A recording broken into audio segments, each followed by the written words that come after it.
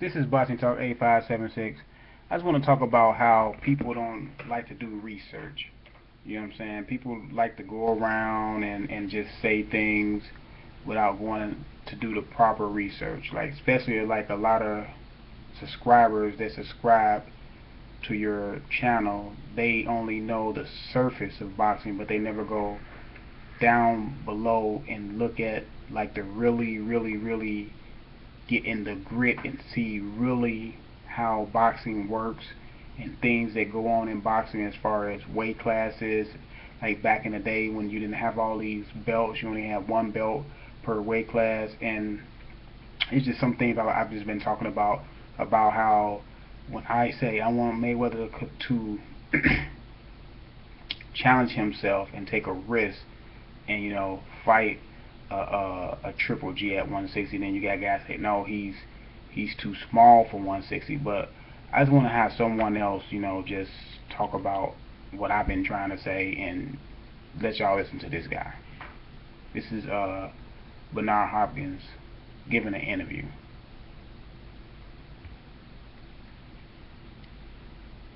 Y'all guess what this mean when I say that about history. You got fighters today that call themselves the greatest fighters of all time. And you clear up everybody, you beating everybody. There's business and there's fooling people. The business part I respect, the fooling people I don't. Because people, most of them, don't take the time to research and study. Henry Armstrong went up from 30 lightweight? 126 featherweight. Okay. Lost a middleweight. Y'all pick the blanks where y'all want to put it at, and I'll let y'all with that so y'all can go ahead and figure out what I'm talking about. When you call yourself the greatest fighter of all time, that's good. And maybe you believe that. But Henry Armstrong started off at lightweight, 15 rounds fighting killers. Even the contenders could have been the champion back then, right? He went up from what weight he said again? One featherweight. What weight is that? 126. Where he stopped off at one title say? Well, he won. He held the featherweight, the lightweight, and the welterweight title consecutively. You're not asking what I'm saying. How many weight divisions he move up? 4, because they weren't in between classes back then. Exactly, one juniors. But he went up 4 different weight classes. So he went to 5 weight classes. So he ended off at 60. Yes. Right? That's the highest he went, right? Champion version. Right? From 126. That's 60. Show me a fighter today, pound for pound, second pound for pound, third pound for pound, who went from 5 weight classes from 126 to 160 and complained about they ain't big enough, I'm too small, I'm this. You know Henry Armstrong won 5'8"? See, I gotta do your research when you check these fighters and stop being all about the moment. We can't be, if I'm in your business, I don't become starstruck. You know what I mean? I'm turning your journalism.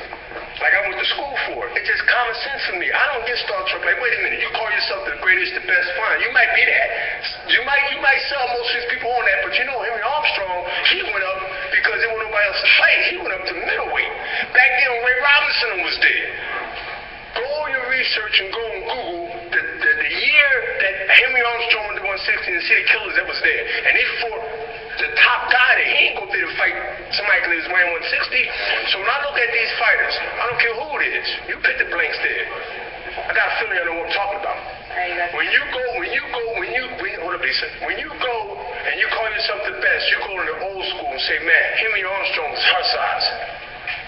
No, I'm not trying to be funny and tell the size. Henry Armstrong, now I'm a middleweight.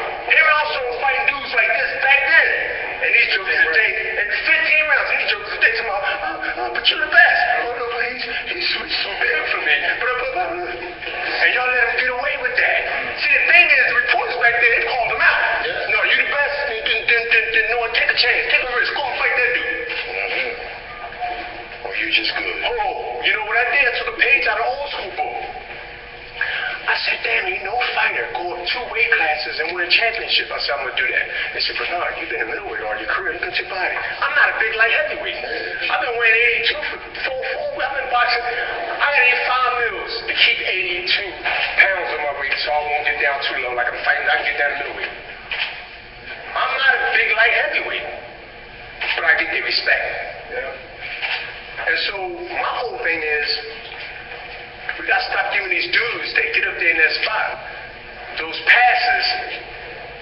just because we get caught up and we get excited, we get caught up and we give them that. Nobody should get a pass if you call yourself the best. You should fight the best. And you remember I was going to go up and fight James Toney at a cruiserweight at 190.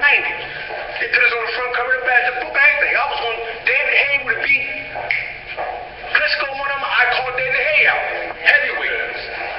Because I'm stuck from the old school, but I'm in a new world. You know, I'm 2 generations past the retirement. I ain't supposed to be in this generation.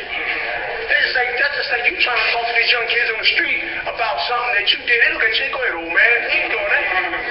So you got to remember, I'm 2 generations gone, but here. And so they don't relate to this. What I'm saying, they like, oh man, that old man crazy. Man, we don't think that old man crazy because I'm living in the era that I ain't really supposed to be here, boss. Think about it. These dudes promote. So, like I said, Mayweather need to take some risks, man. As a cash cow, he needs to take risks. He has not, in my opinion, took enough risks as being the cash cow. Guerrero was not a risk. Ortiz was not a risk. You know what I'm saying? Those fights just was not risk, man. Canelo, to me, was not a risk. Canelo wasn't this vicious dog everybody say he was, or this vicious killer. Mayweather even told you. He said, what? Y'all think Canelo is better than Cotto? No, Canelo's not better than Cotto, and that Cotto, who he dominated the fight before, now he telling y'all that Canelo wasn't nothing. Canelo was not a killer. That was not a risk.